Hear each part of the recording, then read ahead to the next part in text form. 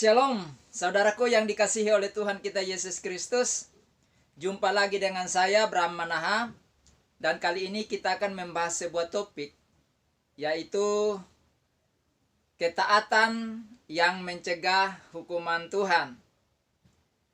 Namun sebelum kita membahas akan hal ini, mari kita dengarkan sebuah pujian terlebih dahulu. Dari Jemaat ketiga ayat 1 sampai 2. Kami puji dengan riang 2, 2, 3. Kami puji dengan riang Engkau Allah yang besar, bagai bunga terima siang hati kami pun besar. Kabus dosa dan derita, kebimbangan telah lenyap, sumber suka yang abadi di sinar-Mu menyerang. Kau memberikan mengampuni, Kau limpahkan rahmat-Mu, sumber air hidup pria, lautan kasih dan restu, yang mau hidup dalam kasih, Kau jadikan milik-Mu, agar kami menyayangi, meneladani kasih-Mu. Shalom Bapak Ibu yang dikasihi Tuhan. Shalom. Wah, belum makan semua kayaknya. Suaranya kok lemah. Ya. Shalom Bapak Ibu. Shalom. Nah, itu kayaknya makan tapi terburu-buru. Ya. Bapak Ibu yang dikasihi oleh Tuhan, pada malam hari ini kita mau belajar firman Tuhan di dalam Matius pasalnya yang ke-28 ayat 19. Dikatakan oleh Tuhan di situ bahwa karena segala kuasa di sorga dan karena itu pergilah jadikan semua bangsa muridku dan baptislah mereka dalam nama Bapa dan Anak dan Roh Kudus.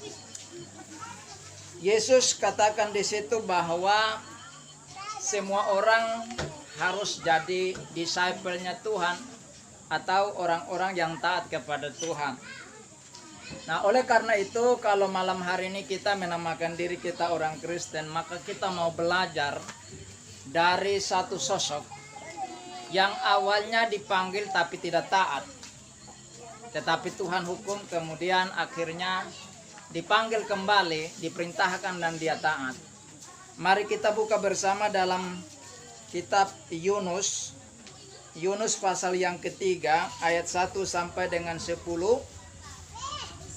Yunus pasal 3 ayat 1 sampai dengan 10. Kita akan baca secara responsoria. Saya baca ayat pertama dan Bapak Ibu mulai ayat kedua dan seterusnya kita secara berbalas-balasan. Kalau sudah dapat, kita akan baca Yunus 1 ayat 1 sampai 10. Pertobatan Niniwe. Datanglah firman Tuhan kepada Yunus untuk kedua kalinya demikian.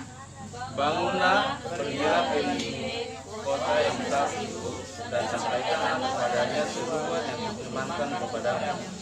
Bersiaplah Yunus lalu pergi ke Niniwe sesuai dengan firman Allah.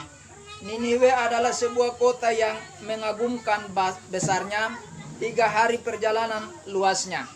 Mulailah Yunus masuk ke dalam kota itu sesehari perjalanan jauhnya. lalu berseru, 40 hari lagi maka Niniwe akan dikembalikan. Orang Niniwe percaya kepada Allah, lalu mereka mengumumkan puasa dan mereka, baik orang dewasa maupun anak-anak, mengenakan kain kabung. Setelah sampai kabar itu kepada raja kota Niniwe, turunlah dia dari singgasananya, dikatakannya jubahnya, diselubungkannya kain kabung, lalu duduklah dia di kabung. Lalu atas perintah raja dan para pembesarnya, orang memaklumkan dan mengatakan di Niniwe demikian, manusia dan ternak, lembu sapi dan kambing domba tidak boleh makan apa-apa, tidak boleh makan rumput dan tidak boleh minum air. Harusnya semuanya manusia dan ternak berseru dengan kabung dan berseru dengan keras suara. serta harus masing-masing berbalik dari tingkah lakunya yang jahat dan dari kekerasan yang dilakukannya. Siapa tahu mungkin Allah akan berbalik dan menyesal serta berpaling dari murkanya yang menyala-nyala itu, sehingga kita tidak binasa bersama.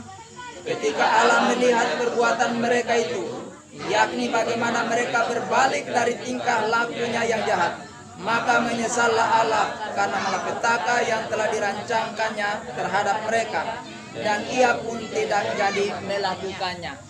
Berbahagialah mereka yang membaca firman Tuhan, menyimpan di dalam hati, dan bahkan jauh lebih berbahagia adalah mereka yang mau melakukan dalam kehidupan sehari-hari.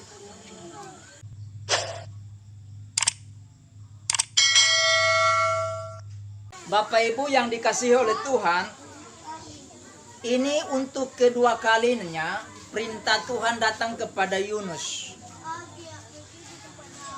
Perintah yang pertama dalam pasal yang pertama, Tuhan suruh Yunus pergi ke Niniwe karena Niniwe itu masyarakatnya jahat sekali. Tiap hari semua kejahatan dilakukan. Mereka tidak kenal Tuhan. Sehingga Tuhan beri ikhtiar untuk memusnahkan masyarakat yang ada di kota Niniwe. Kota Niniwe itu adalah satu kota yang sangat besar. Sebuah kota metropolitan yang ada di wilayah Persia, sebuah negara adidaya pada masa itu yang menjajah seluruh dunia. Jadi mungkin kita bandingkan seperti kalau kita di Indonesia itu Jakarta. Karena kota itu ketika dijalani itu 3 hari lamanya baru bisa keliling. Kota yang cukup besar dan hiruk pikuk. Tetapi kejahatan begitu merajalela, Bapak Ibu yang dikasihi. Nah, Tuhan suruh Yunus pergi ke Niniwe. Tetapi Yunus tidak pergi ke Niniwe. Jadi Niniwe itu berangkatnya ke arah timur. Dari Yerusalem itu ke arah timur. Ya. Sedangkan Yunus bukannya ke Niniwe tapi naik kapal pergi ke Tarsis. Tarsis itu ada di daerah Spanyol sekarang. Jadi dia ke barat. Jadi Tuhan suruh ke timur, dia ke barat. Kenapa Yunus tidak mau pergi ke Niniwe? Karena ternyata pada waktu itu Niniwe adalah satu bangsa yang menjadi musuhnya Israel. Karena mereka menjajah Israel. Jadi Yunus dalam pikirannya, tidak apa-apa, biar Tuhan musnahkan mereka saja, clear. Supaya kita tidak dijajah. Kebencian Yunus begitu dalam. Tetapi dalam pasal 1 dia ingin melarikan diri. Tapi penentuan Tuhan, akhirnya Yunus dibuang ke dalam laut dan ditelan oleh seekor ikan gede. Di dalam perut ikan itu dia berdoa dan Tuhan akhirnya suruh ikan itu muntahkan. Tepatnya di Niniwe. Jadi dia pergi ke Tarsis. Dia mau lari, Tuhan suruh ikan telan dia, ikannya bawa ke Niniwe.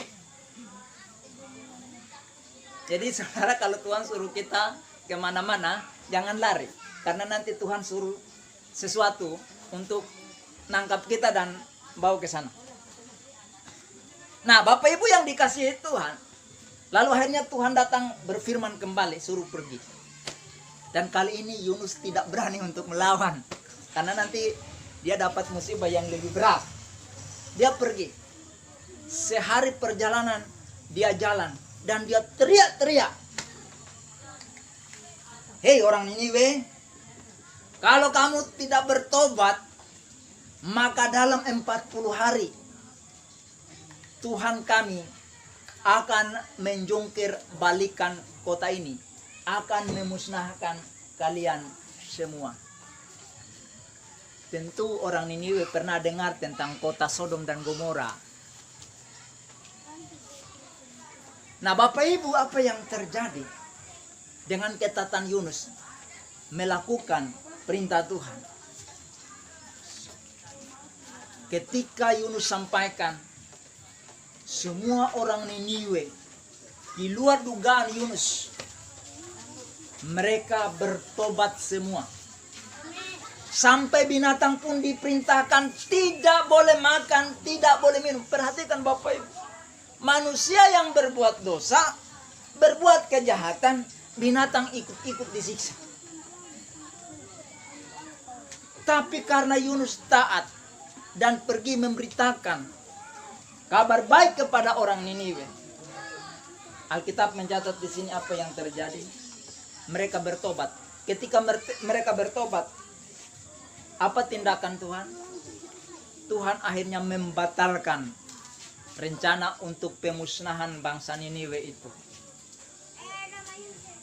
Bapak Ibu yang dikasihi Tuhan, kalau kita merasa bahwa kita orang Kristen, yang mana di dalam amanat agung kedua, yaitu amanat agung penginjilan dalam Matius pasal 28, ayat yang ke-19 tadi, bahwa pergilah jadikan semua bangsa, artinya semua orang, supaya jadi orang yang taat kepada Yesus Kristus. Maka mau tidak mau, kita harus buka mulut untuk menyampaikan berita ini kepada setiap orang, siapapun dia.